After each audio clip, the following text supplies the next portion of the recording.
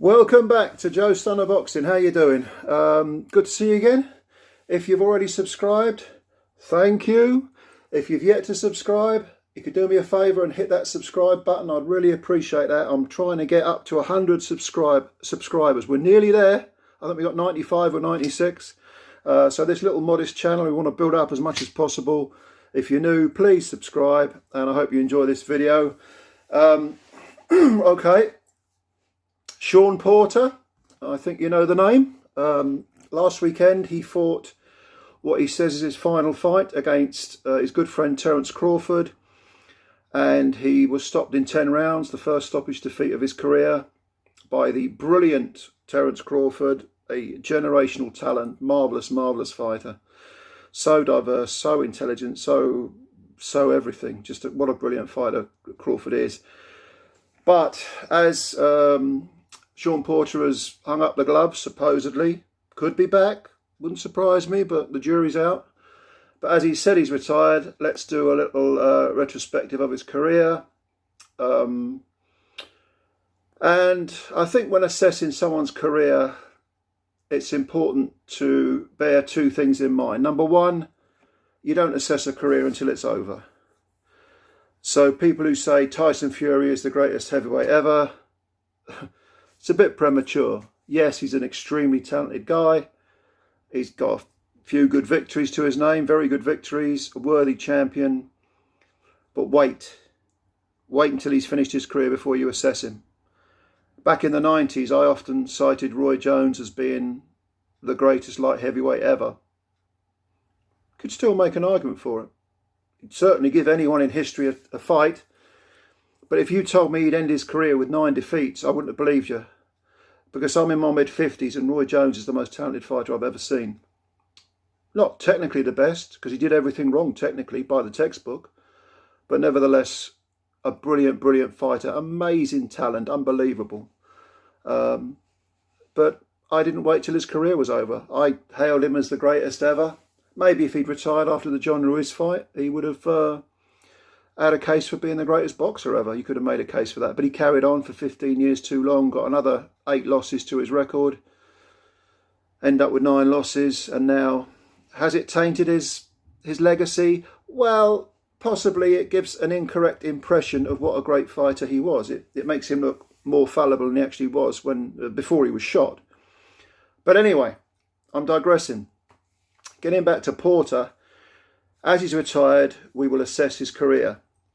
The other thing to remember is that it's important to recognise that history judges you. By that, I mean that as time passes, sometimes the perspective that fans have of a fighter improves or dips. Can work either way. So a good recent example, recent-ish, would be Lennox Lewis, whose career I followed from start to finish. Brilliant fighter, best British heavyweight ever in my opinion. When he retired, people were like, yeah, okay, you know, good career, blah, blah, blah. Got chinned twice, but yeah, he came back, you know, beat the 2 guys who beat him, but yeah, not a bad career. Now, he's held in far higher esteem because time has passed. People have allowed their emotions to cool and now look back at him as, quite rightly, a great heavyweight champion, one of the greats, for the reasons that were previously stated. He only lost to 2 guys, and he got revenge on both of them. So it's important to remember that, you know, history judges fighters. Wait till their careers are fully over. Maybe Porter will come back. We don't know yet. But as far as Shawn Porter is concerned, I don't think anything's going to change with the view that he was not the greatest welterweight of his era, because he was in there with Terence Crawford and Spence to some extent. But if you actually dissect his resume, this guy fought absolutely everyone. He had 4 defeats on his record. We'll start with the defeats, okay, and then we'll move on to the victories. He had 4 defeats on his resume. We know about the Crawford one. And I think it's fair to say that Shawn was a bit past his best by then. He probably had he certainly indicated that he had 1 foot in retirement mentally, which is never a good sign for a fighter. When he fought Sebastian Formella, back in 2020. It was August 2020, fought Formella. He won a decision, but it looked like he might be on the slide somewhat. Formella's a tough kid. You know, he fought Conor Benn the fight afterwards and went the distance with him, and Ben gave him a good hiding. And Porter battered him, but didn't finish him. Okay, was he on the slide? Maybe. Prior to that, he fought Errol Spence Jr. and lost a split decision. And that was a strange one. That was a strange fight. It's a brilliant fight. I mean, if you haven't seen it, Christ, dig it out. You know, wonderful fight. But I think the scorecards, I can't remember them offhand. I know that the guy who gave it to Porter gave it quite wide. 116, 112, 116, 111, something like that, was it? Am I remembering it wrong?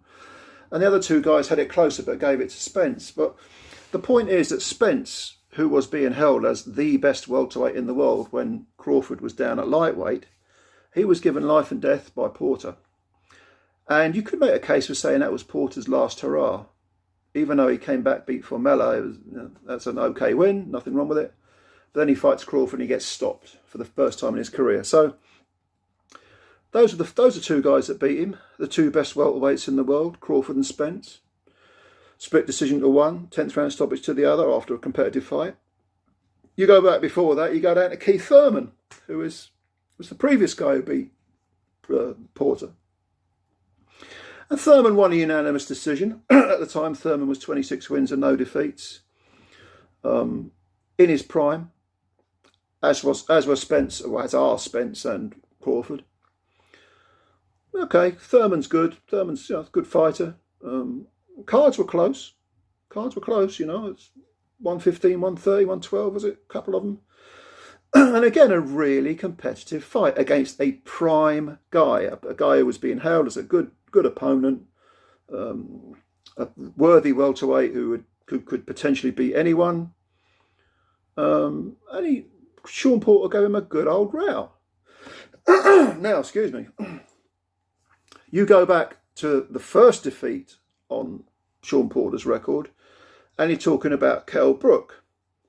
And this is the one that people think indicates that Porter wasn't ever really going to be an elite welterweight. Well, you know, because it's Kell Brook, and Brook's been chinned a few times and blah, blah, blah. Well, let's have a look at this properly. Brook beat Porter on a majority decision, and I think Brook won. I think it should have been unanimous. But again, it was a very competitive fight against an undefeated mandatory contender who was in his prime. And even if you look at Brook, who is, you know, the general consensus is Brook has underachieved. I think it's more a case of Brook taking the wrong path on his career. Because if you look at the 3 defeats on Brook's record, one is to Gennady Golovkin, where he jumped up 2 weight divisions to fight a Pete Golovkin. No surprise there, he got chinned in 5 rounds. Then he boiled himself back down to welterweight when perhaps he should have gone to super welterweight to fight Errol Spence and got stopped in the 11th. You know, and it was competitive for the first 5 or 6 rounds, and then Spence took over. And the third fight was when Brook was past his best, had been, you know, his weight had been going up and down, and he fought Crawford and got chinned in 4, got done in 4. Was it a body punch? No, it wasn't a body punch, it was a head punch, sorry. But he got done in 4 rounds by Crawford. So Brook has only lost to Gennady Golovkin, who was too big for him, 2 weight divisions bigger than him. Errol Spence, who everyone's saying was a brilliant fighter and, you know, generational talent and a future Hall of Famer. And Crawford, another, well, he is going to be in the Hall of Fame, isn't he? So those are only 3 defeats on Brook's record. And again, when Brook was undefeated, and Porter at the time was undefeated as well, Porter lost a majority decision to a prime Kell Brook. So all of the defeats that he suffered, Shawn Porter, have been against prime, either very good or Hall of Fame welterweights. Okay, I know I just said that we shouldn't judge a career until it's over, but I think we can safely say Crawford is going to the Hall of Fame and Spence has a pretty good chance. And, you know, I don't think Brook's going to get there, but probably not Thurman either, but they, of the era, they were very, very good in their prime welters. Okay, so let's look at Shawn's victories. Yordenis Ugas, who recently beat Manny Pacquiao, that was a recent-ish victory for Shawn Porter. He beat him in 2019, and he won a split decision. We know how good Ugas is now. Okay, Pacquiao was old, but Ugas dominated him and controlled a guy who wasn't shot, who still had some useful moves, who was coming off a win over Thurman, defeated the previously undefeated Thurman. So Pacquiao had something left. Ugas beat him, but 2 years ago, Porter beat Ugas. It's not a bad win, pretty good win. Prior to that fight, he fought Danny Garcia, who at the time only had one defeat on his record, previous defeat. And Porter won a unanimous decision over Danny Garcia, who's a very, very good fighter. Great, not great, but extremely good light welterweight. Comes up to welter, might be a little bit small, but he's a good fighter. That's a good win. That's a very good win. Go back a little bit further. We've got a stoppage win in 9 rounds over Andre Berto, and this was probably Berto's last hurrah. Berto was not in his prime, but nevertheless, decent enough win.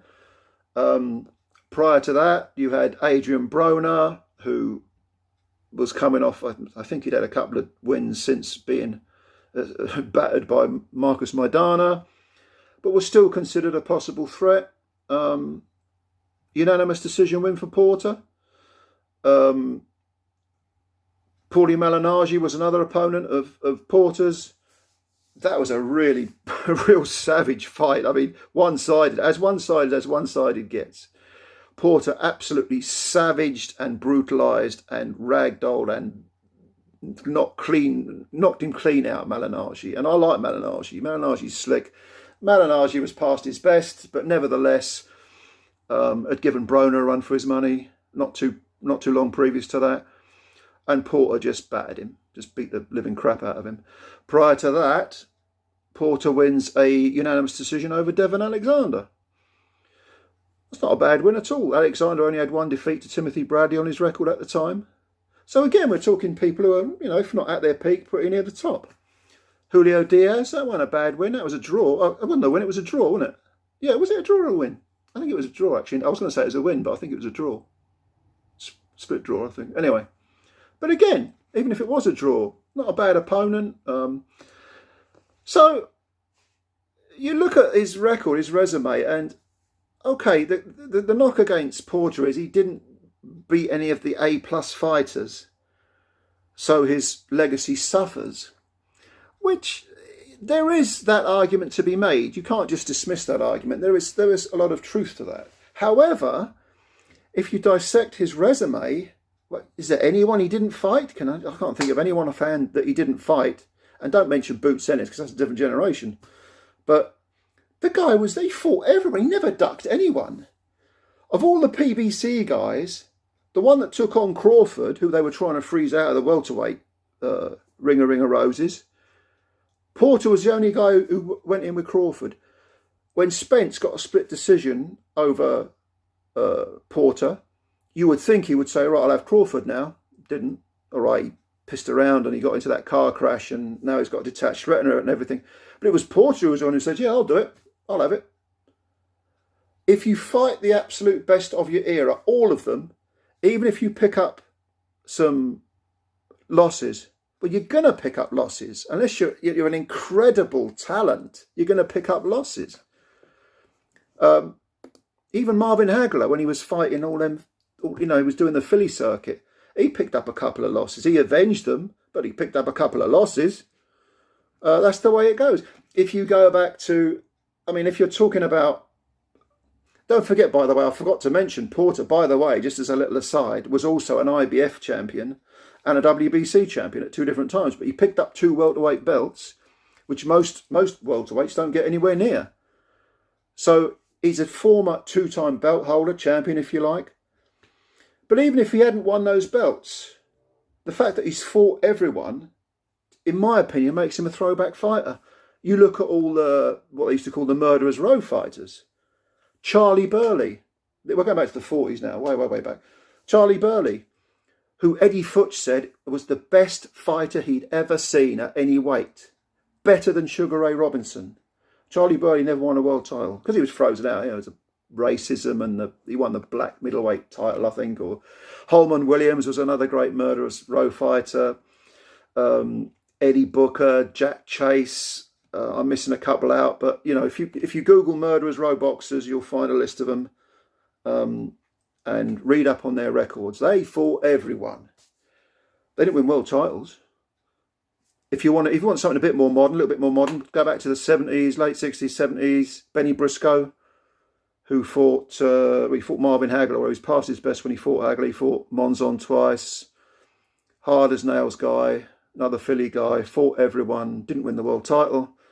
So winning world titles, yes, of course it's important. Of course it's what boxers want. But and Shawn Porter did win the world. They won 2 world titles, 2 belts, okay, which most boxers would love to get their hands on. But he didn't. He couldn't quite beat the A+ fighters. So if I was grading Shawn Porter's career, I would say in terms of ring achievements and resume, B+, A-, B. Let's go. I'll be hard on him. I'll go with a B+, a mere B+. Okay, maybe an A-, but all right, we'll stick with B+.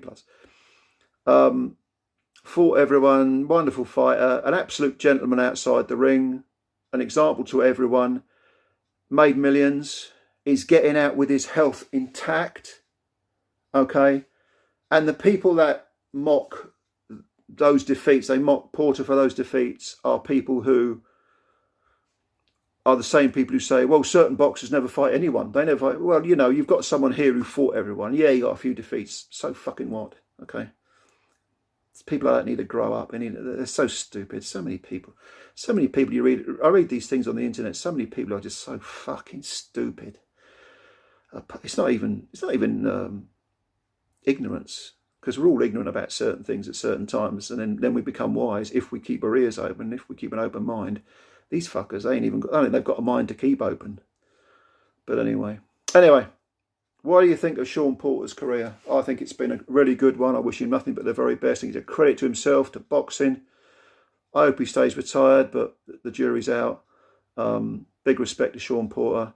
Give me your opinions below in the comments. Again, if you could subscribe to the channel, I would really, really, really appreciate it. Or hit the like button, share the video.